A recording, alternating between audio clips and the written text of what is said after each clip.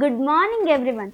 దైవవాక్కు అనే కార్యక్రమాన్ని వీక్షిస్తున్న మీ అందరికీ నా హృదయపూర్వకమైన వందనాలు తెలియజేసుకుంటున్నాను. ఈరోజు దేవుడు మనతో మాట్లాడబోయే మాట ఏమిటంటే, ఎఫెసీయులకు రాసిన పత్రిక 6వ అధ్యాయము 14వ వచనం నుంచి 15వ వచనం వరకు మనం చదువుకుందామండి.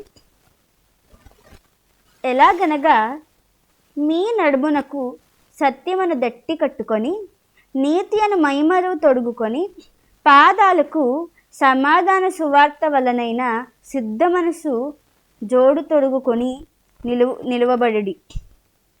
ఇక్కడ మనము కొన్ని వారాలుగా మనము నేర్చుకుంటున్నాం కదండి, కొన్ని మెసేజెస్ కింద నుంచి సర్వాంగ కవచం, సాతాన్ని ఎదుర్కొనడానికి సర్వాంగ కవచం గురించి మనం నేర్చుకుంటూ ఉన్నాము. అందులో మనము 2 మాటలు తెలుసుకున్నాము. ఏమిటంటే, సత్యమైన దట్టిని మనం కట్టుకోవాలి, సత్యమైన దట్టిని మనం కట్టుకొని సాతాన్ని ఎదిరించగలగాలి. నీతి అని మైమరువుని కట్టుకొని మనం సాతాన్ని ఎదిరించగలగాలని మనం తెలుసుకున్నాం. ఈరోజు దేవుడు మనతో 3వ మాట మాట్లాడబోతున్నారండి. అదే సమాధాన సువార్త వలనైన సిద్ధ మనసు మనం జోడించుకొని ఉండాలి. ఇక్కడ ఏమని రాసిందంటే, సువార్త కోసం మనము తాపత్రయపడాలండి. మనము సువార్త ప్రకటించగలగాలి. మనము మన పక్కన ఉన్న వారికి కానీ, మన డైలీ లైఫ్లో మనం ఎంతో మందిని చూస్తాము. వాళ్ళకి మనం సువార్త ప్రకటించగలగాలి. సువార్త ప్రకటించడానికి మనము తాపత్రయపడాలి. సువార్త ప్రకటించడానికి మనం సిద్ధ మనసు కలిగి ఉండాలండి. సిద్ధ మనసు అంటే మనం దేవుని చెప్పిన మాటకు లోబడగలగాలి. దేవుని చెప్పిన మాటకు మనం ఎంతమంది లోబడుతున్నామండి? మనము పేతురుని, ఆంద్రేయని చూస్తాము. వాళ్ళు చేపలు పట్టే జాలర్లు.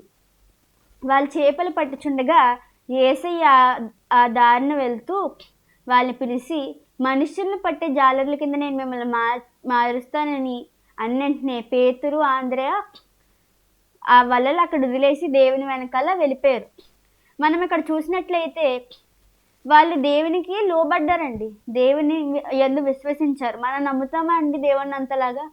మనం విశ్వసిస్తున్నామా దేవునిలో అంతలాగా? మనం దేవుని మాటకు అంతలా లోబడుతున్నామా? దేవుడు ఏమి చెప్పినా మనం మాత్రం అయ్యో ఇలా చేస్తే ఏమవుతుంది, అయ్యో ఈ మాట విని ఇలా చేస్తే ఏమవుతుంది అనుకుంటాం. కానీ విశ్వాసంతో మనం అడుగేయమండి. సిద్ధ మనసు. దేవుడు మనం ఎప్పుడూ తాపత్రయపడుతుండాలి. ప్రభువా నాతో మాట్లాడు, ప్రభువా నాతో చెప్పు, ప్రభువా నేను చేస్తాను. సిద్ధ మనసు కలిగి ఉండాలి.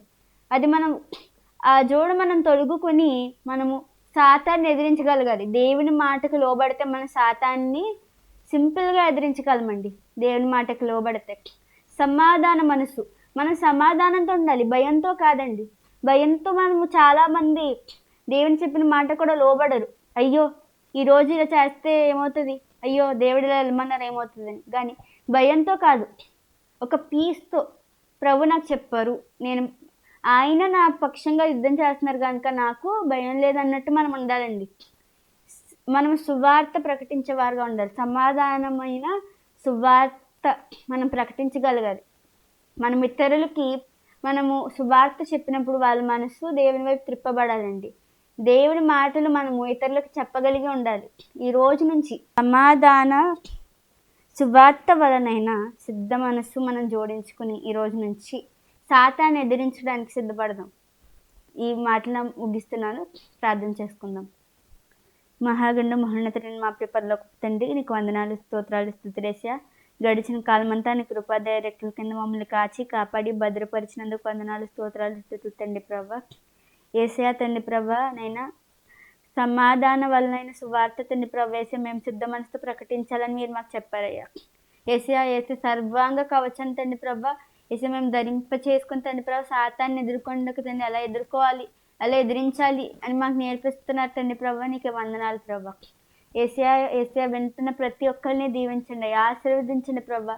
ఏసే వారు ఏ కష్టాల్లో ఉన్నారో తండ్రి ప్రభా, ఏ బాధలో ఉన్నారు తండ్రి, కానీ తండ్రి వారి ఆశీర్వదించండి ప్రభా. కష్టాల నుంచి దూరపరుచండి ప్రభా, బలపరచమని ఈ చిన్న ప్రార్థన మేము ప్రార్థన చేర్చుకోమని యేసు నామమున అడుగుచున్నాను తండ్రి, ఆమేన్.